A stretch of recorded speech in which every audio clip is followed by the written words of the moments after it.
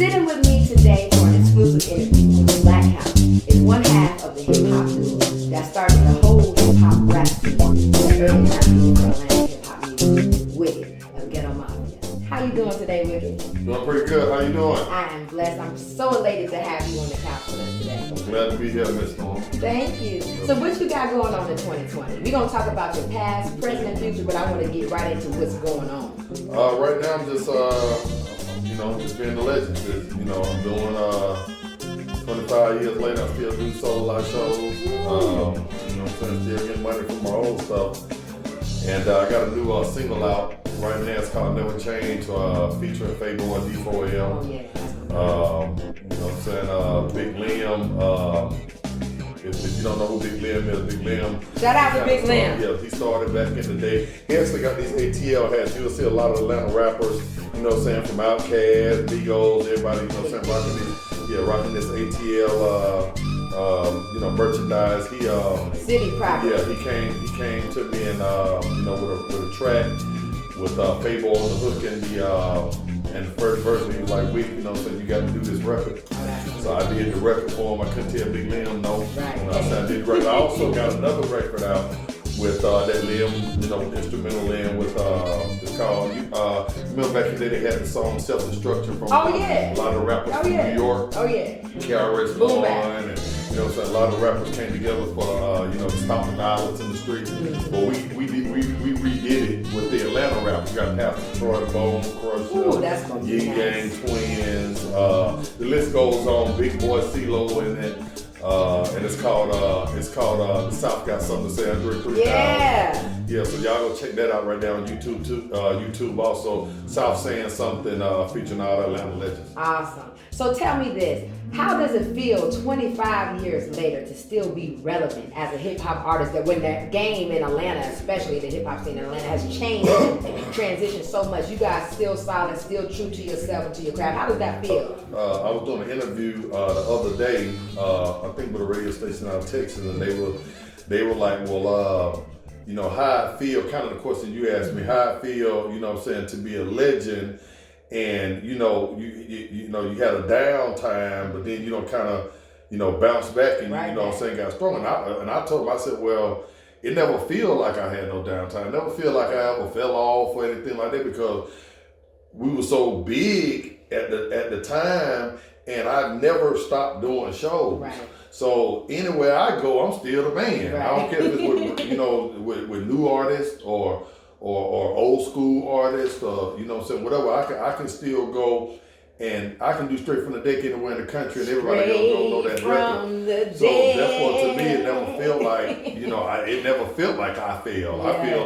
I feel like I've always been the same, and that's kind of a lot of artists do go through that. It'll make you complacent after you don't hit. And you don't have the success that we don't have. Higher top and then you'll kind of fall back, because you're still constantly doing shows. I still do shows with art. Actually, it's kind of skipping generations, because now the younger artists are listening to that record, and they're coming back, sampling, trying to get some of it, because it's a classic. It's a classic. Right. And when you have a lot classic, of music is classic. And when you have a classic, you never feel like you ever fall. I mean, A-Ball and MJG don't feel like they don't need a new record. Shout out to A-Ball and MJG. Pimp and Bun, they don't need a new record. They don't. They can always go doing.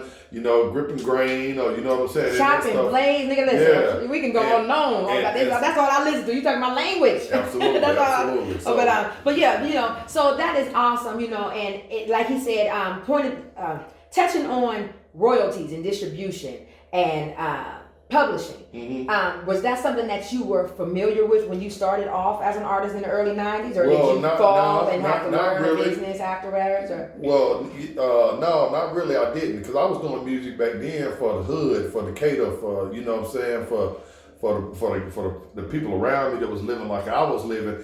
And it was at one point in my life that I felt like, that was, I had never been off of Glenwood and Keller Road. I didn't know how people were living out of South Cobb, or how people were living in Buckhead. Whole different world. Absolutely. You know what I'm saying? I thought everybody was living like how we were living, at Columbia High School, Southwest DeKalb, Rita and Thumb. I thought everybody was living how we were living. So that was on thing kind of on my mind back then. But I say one thing.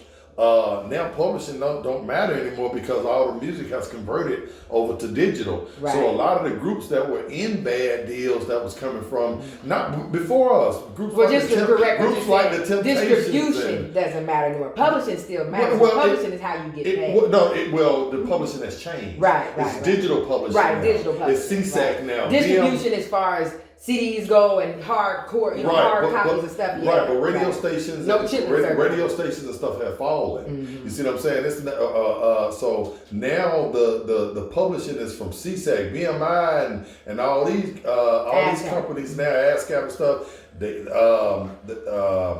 They're not the number one publisher holders no more. You can get it. You don't need a radio station to blow. Radio stations are folding. Oh yeah. You know what I'm saying? All that stuff, that's all payola anyway, right? Absolutely. All that stuff is going over digitally. That's right. You see what I'm saying? That's so now back in the day you would have to get on the radio to be able to get your music out there now. Yeah. Now with the new with social media out, V103, I remember at one point they were charging $25,000. They still is. Coach K was just talking about how he had to drop 10 bands just to get their record on on Radio 1. That's how they do it. It's ran by a white corporation. Reggie told me to bring $5,000. Right. Well, in your case, but for somebody up and coming who don't know the business, who ain't been in the business, who ain't had no head record, who ain't living legend, 10 bands is standard. Right. Even for people who not, you know what I'm saying? It's standard. 10 bands is standard. But like I said, so right now they sent me. They actually came to. I was with Fabo. Me and Fabo were together at Stankonia. They came